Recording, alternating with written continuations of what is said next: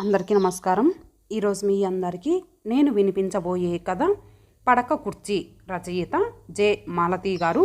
ఇక కథలోకి వెళితే, తాతయ్య, గౌరీ నీ స్నానానికి నీళ్లు పెట్టింది అరిచాడు రవి. ఇదిగోరా తువ్వాలు తీసుకొని వస్తున్నాను అమ్మా అన్న తాతయ్య అరుపుతో ఇంట్లో అందరూ అక్కడికి వచ్చారు. వేడి నీళ్లలో కుడిచేతి వెళ్ళు మునిగి ఎర్రబడ్డాయి. ఏమిటి, ఏమైంది? గౌరీ చెప్పనక్కర్లేదా నీళ్లు వేడిగా ఉన్నాయని? కసిరాడు కృష్ణ. చల్లనీళ్ళు ఇంకా పోయలేదు, మళ్ళీ తవురికి కూడా స్టవ్ మీద నీళ్లు ఎడదామని గిన్నట్టుకు బేగి వెళ్ళినాను. వచ్చి బకెట్లో చల్లనీళ్లు పోదామని నానొచ్చేదలికే తాతగారు చెయ్యెట్టేసినారు. గౌరీ పాపం సంజాయిషి చెప్పుకుంది. కృష్ణ ఫ్రిజ్ వాటర్ తెచ్చి తండ్రి చేతి మీద మళ్ళీ నీళ్లు పోసి బర్ణాలు రాశాడు. ఇక ఇవాల్టికి స్నానం వద్దులేండి, లోపలికి వచ్చి కూర్చోండి అని తండ్రిని లోపలికి తెచ్చి కుర్చీలో కూర్చోబెట్టాడు. సత్యవతమ్మ భర్త చేతిని పుస్తకంతో విసురుతూ కూర్చుంది. పొద్దున్న లేచి ఎవరి ముఖం చూశారో అంటూ. కోడలు ప్రియ చల్లటి జ్యూస్ తీసుకువచ్చి అత్తగారికిచ్చింది, మామగారికి తాగించేందుకు. సత్యవతమ్మ పడుతుంటే అవధాన్లు గారు మెల్లగా త్రాగుతున్నారు. రవి, దీప గాబరాగా తాతయ్య వైపు చూస్తున్నారు. ఒక పావు గంటలో కొంచెం గాబరా తగ్గగానే స్నానానికి కొడుకు, వంట చేయడానికి కోడలు, పనులు చూడటానికి గౌరీ లోపలికి వెళ్ళారు. సత్యవతమ్మ మజ్జిగ చిలికి వెన్న రాస్తానుండండి అంటూ తను కూడా వంటింట్లోకి వెళ్ళింది. రవి, దీప తాతయ్య చెరోవైపు మొహంలో మొహం పెట్టి ఇప్పుడెలా ఉంది తాతయ్య అని అడిగారు. అవధాని గారు చిరునవ్వు నవ్వారు. తాతయ్య నవ్వగానే తేరుకొని దీప నోట్లో వేలేసుకొని కూర్చుంది. రవి వంటింట్లోకి వెళ్ళి బాటిల్తో ఫ్రిజ్ వాటరు, బర్ణాలు తెచ్చి తండ్రి చేసినట్లే చన్నీళ్లు వేళ్ల మీద పోసి బర్ణాలు పూశాడు. వేడి నీటిలో చేతులెందుకు పెట్టావు తాతయ్య అడిగాడు రవి. కాల్తాయని తెలుసు కదా, మర్చిపోయి పెట్టేశావా? కాదురా, బాల్చీ అంచున కండచీమ ఒకటి ఉంది. బాల్చీ లోపల వేడి నీళ్లు పొయ్యగానే అది గాబరా పడి అటు ఇటు వెళ్తోంది. నీళ్లు వేడి కదా, అందులో చీమ పడితే చస్తుందని దాన్ని పైకి తీయబోయాను. నోట్లో వేలు చటుక్కున పైకి తీసి చీమ చచ్చిపోయిందా తాతయ్య అంది గబుక్కున దీప. దానికి 7 ఏండ్లే గాని నోట్లో వేలేసుకునే అలవాటు పోలేదు. చదువు పని లేకపోతే అలా వేలేసుకొని కూర్చుంటుంది. దాన్ని రక్షిద్దామనేగా చూశాను. దాన్ని తీయబోతుంటే నా వేళ్ళు నీళ్లకు తగిలాయి. ఎడం చేత్తో దాన్ని బయటకు తీసి పడేశాను. అయితే అది చావలేదా అంది దీప. గబుక్కున బయటకెళ్ళిపోయింది. తాతయ్య నవ్వు ముఖంలో చీమను రక్షించాననే తృప్తి మెరిసింది. చీమను కాపాడతామని నువ్వు వేళ్ళు కాల్చుకున్నావా? తాత వేళ్లకు ఇంకా బర్ణాలు రాస్తూనే అడిగాడు రవి. వేళ్ళు కొంచెం ఎర్రబడ్డాయి. చీమకేమీ అవ్వలేదు, పాపం చీమ. చిన్న ప్రాణం కదరా, అది నీళ్లల్లో పడి చస్తే చాలా బాధపడేవాడిని. ఈ పాటి మంటకేంలే అన్నారు అవధాన్లు గారు. తాతయ్య చీమని కూడా ఎంత దయగా చూశాడు. అసహాయ స్థితిలో ఉన్న వారికి సహాయపడాలన్నమాట అనుకున్నాడు రవి. అమ్మో అనే అవధాన్లు గారి కేకతో ఇంట్లో సభ్యులంతా వరండాలోకొచ్చారు. ఈసారి ఏటైనాదో ఈ తాతగారు ఒక్క చోట కూకోరు, ఏదో ఒకటి పితూరీలు చేస్తుంటారు అంటూ గౌరీ కూడా వచ్చింది. ఆసరికే కృష్ణ పడకబట్ట చిరిగి కింద పడ్డ తండ్రిని లేవనెత్తుతున్నాడు. ప్రియ కూడా అతనికి సాయం చేస్తోంది. ఆ బట్ట చిరుగు పట్టింది. దానిలో కూర్చోవద్దంటే వినరేం. ఇప్పుడు పూర్తిగా చిరిగిపోయి కింద పడ్డారు. ఇంకా నయం, కాలో చెయ్యో విరగలేదు. ఎక్కడ మోసింది నాన్న అంటూ తండ్రిని మంచం మీద కూర్చోబెట్టాడు. దెబ్బేం తగల్లేదులేరా అంటూనే నడుం రాసుకోసాగారు అవధాన్లు గారు. ఉండండి, పెయిన్ కిల్లర్ ట్యాబ్లెట్ ఇస్తాను, అలా పడ్డప్పుడు దెబ్బ తగలకుండా ఉండదు అని కృష్ణ ట్యాబ్లెట్, ఆయింట్మెంటు బయటికి తీశాడు. ప్రియా నీళ్లు తెచ్చి ఇస్తే ట్యాబ్లెట్ వేసుకున్నారు అవధాన్లు గారు. నేను రాస్తాను తేరా అని సత్యవతమ్మ ఆయింట్మెంటు చేతులకు తీసుకొని భర్త నడుముకి రాస్తోంది. ఇంకొంచెం కింద, అక్కడ అక్కడ బాగా మోసింది. ఆ కుర్చీలో కూర్చోవద్దని కదా అందరం అంటూ ఉంటాము, వినరు కదా. ఇప్పుడు ఇలా డాక్టర్ దగ్గరకు వెళ్దామా? ఎందుకే, పొద్దున్నే లేచేసరికి తగ్గిపోతుంది. ఏం తగ్గడమో ఏమో. ఆవిడ కళ్ళల్లో నీళ్లు తిరిగాయి. ప్రతి దానికి కళ్ళ నీళ్ళేనా? ఏం నొప్పి లేదు, ఇక రాయకు, తగ్గిపోతుంది. చూడు ఎలా నవ్వుతున్నానో అంటూ రవి వైపు తిరిగి పెద్దగా నవ్వారు ఆయన. నోట్లో వేలు ఊడదీసి హాల్లో నుంచి చిన్న స్టూలు తెచ్చింది దీప. దానిమీద కూర్చొని టీవీ చూస్తోంది ఆ పిల్ల. తాతయ్య దీని మీద కూర్చో, అప్పుడు నువ్వు పడిపోవు. తాతయ్య, నా కుర్చీ తెచ్చాను, దీని మీద కూర్చో, ఇక పడిపోవు అంటూ తను కూర్చొని చదువుకునే ప్లాస్టిక్ కుర్చీ తెచ్చాడు రవి.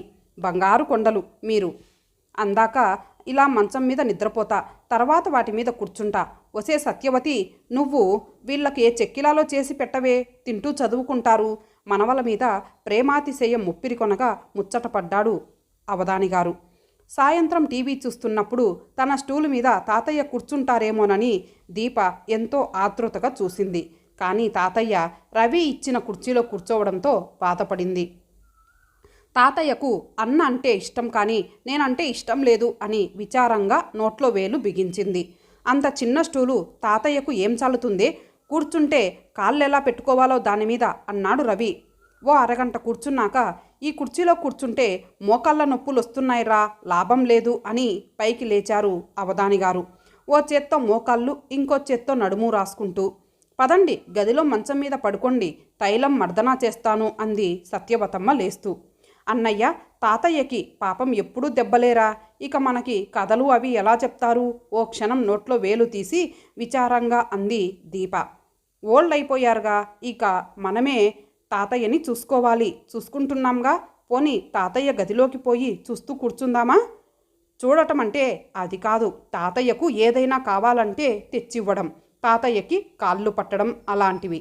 అయితే నేను ఇప్పుడే వెళ్ళి తాతయ్యకి కాళ్ళు పడతాను, నువ్వేమో నడుం పట్టు, నడుంకి దెబ్బ తగిలిందిగా. సరే పద, కొంచెం సేపే, ఒక 10 మినిట్స్ ఆనక బుక్స్ తీద్దాం చదువుకోవడానికి. దీపావళి దగ్గర పడుతోంది. పురుగులు దీపం చుట్టూ తిరుగుతుంటే వాటిని పట్టుకు తినటానికి బల్లులు ఎక్కువవుతున్నాయి. ఇంటి తోటలో పూసిన పూల మీదకి సీతాకోక చిలుకలు వాలుతున్నాయి. దీపకి పురుగులంటే చీదర, బల్లులంటే తగని భయం. పురుగుల బాధకి లైట్లన్నీ ఆర్పేశారు. ఆ గుడ్డి వెలుతురులో ఏం చేయాలో తోచక బల్లుల్ని చూస్తూ కూర్చున్నారు దీప, రవి. ఇంట్లో వాళ్ళిద్దరే ఉన్నారు.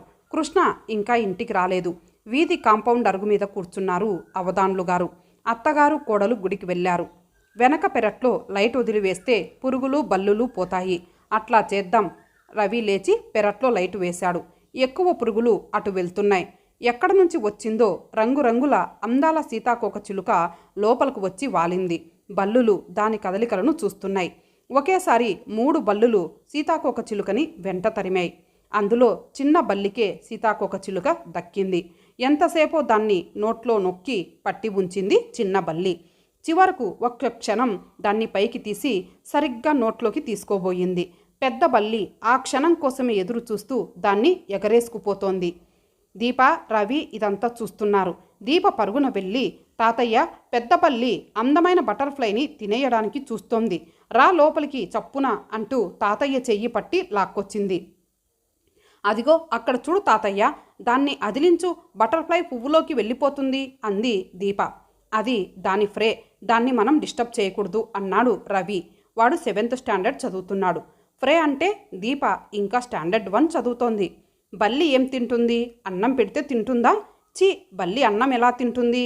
దానికి మనలా హ్యాండ్స్ లేవు కదా, కూర్చోలేదు. అది పురుగులే తింటుంది. ఫ్రే అంటే దాని ఆహారం. నువ్వు అన్నం తిన్నట్లే బల్లి సీతాకోక చిలుకను తింటుంది. బల్లులు పురుగులను తినకపోతే అవి మరీ ఎక్కువై మనల్ని బతకనివ్వవు అన్నాడు తాతయ్య. అన్నయ్య, తాతయ్య చెప్పే కబుర్లు వింటూ కూర్చుందాం. చెప్పు తాతయ్య, ఇంకా కథలు కబుర్లు చెప్పు అని తాతయ్య చెయ్యి పట్టుకొని అడిగింది దీప. అలా చెయ్యి పట్టుకోకు, తాతయ్యకు నొప్పి పెడుతుంది. అసలే నడుంకి దెబ్బ తగిలింది. తాతయ్య, మన ముగ్గురం సోఫాలో కూర్చొని కథలు కబుర్లు చెప్పుకుందాం. నీకు మోకాళ్ళు నొప్పి పెట్టకుండా నీ కాళ్ళ దగ్గర స్టూలు వేస్తాను అని లేచాడు రవి. నా స్టూలే వేయి అన్నయ్య, దాని మీద తాతయ్య కాళ్ళు పెట్టుకొని కథలు చెప్తుంటే నేను కాళ్ళు పడతాను. నువ్వు చెప్పే కథ slow and steady wins the race, ఆ కథ మా లెసన్ బుక్లో ఉంది తాతయ్య అని అంది దీప.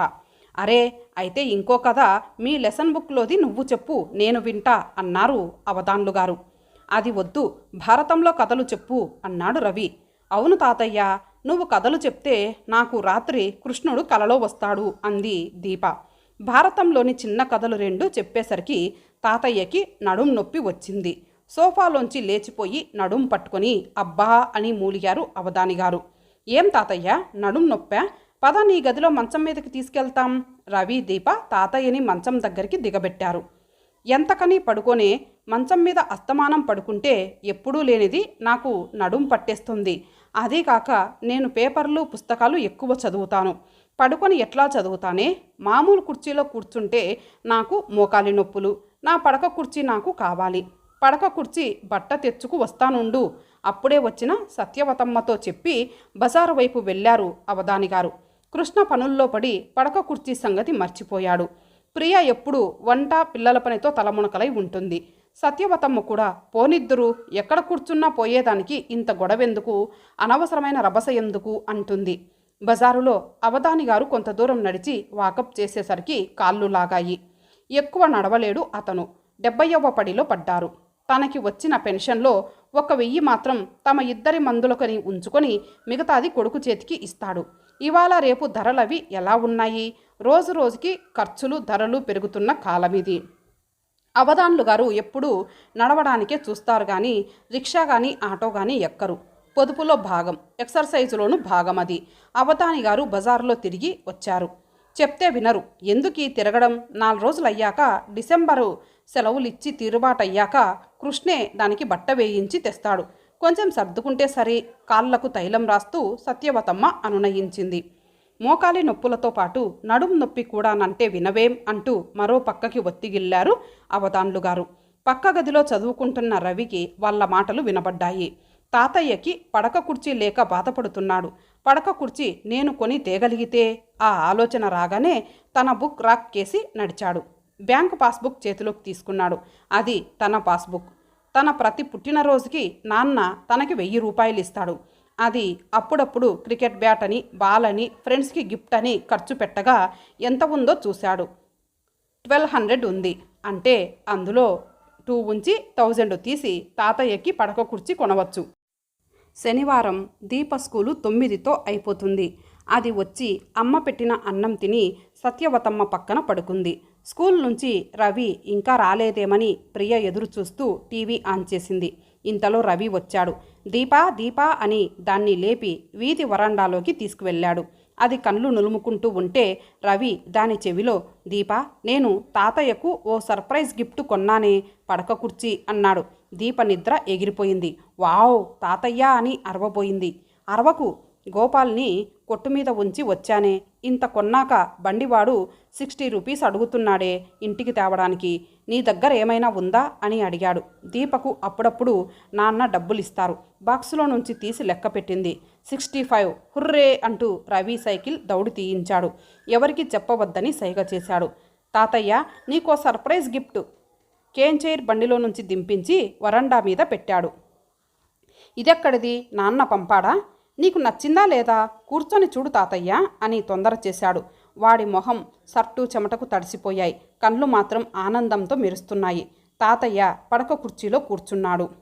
అప్పుడే వచ్చిన కృష్ణ లోపలికి వస్తూ ఈ దృశ్యం చూశాడు. ఏరా, పడక కుర్చీ ఎంతైంది? పాతదానికన్నా బాగుంది. ఏ కొట్లో కొన్నావు? దీనిలో కాటన్ ఫిల్లో కూడా వేశాడు. కంఫర్టబుల్గా ఉంది. నేనెక్కడ కొన్నాను? నీ మనవడు నీ కొడుకు కన్నా ప్రయోజకుడు నాన్న. తాతయ్య అవసరమేమిటో తెలుసుకున్నాడు. నాకు ప్రయారిటీస్ అర్థం చేసుకునే బుర్ర లేదు అని రవి భుజం తట్టాడు. నాన్న, తాతయ్య కష్టపడుతున్నారని నేను దీప మా సేవింగ్స్తో, భయం దేనికి? నేను తాతయ్య ముఖ్య అవసరాన్ని పోస్ట్పోన్ చేస్తూ ఆయన్ని కష్టపెట్టాను. మీరు దీపని ముద్దు పెట్టుకున్నాడు. దీప పరిగెట్టుకుని వెళ్ళి తాతయ్య ఒడిలో కూర్చొని నోట్లో వేలేసుకుంది. అందరూ నవ్వారు. మనవలకు తన మీదున్న ప్రేమకు తాతయ్య కళ్ళు చెమర్చాయి. ఇంతటితో ఈ కథ సమాప్తం. మరలా మరొక మంచి కథతో కలుద్దాం. అంతవరకు సెలవు. నమస్తే.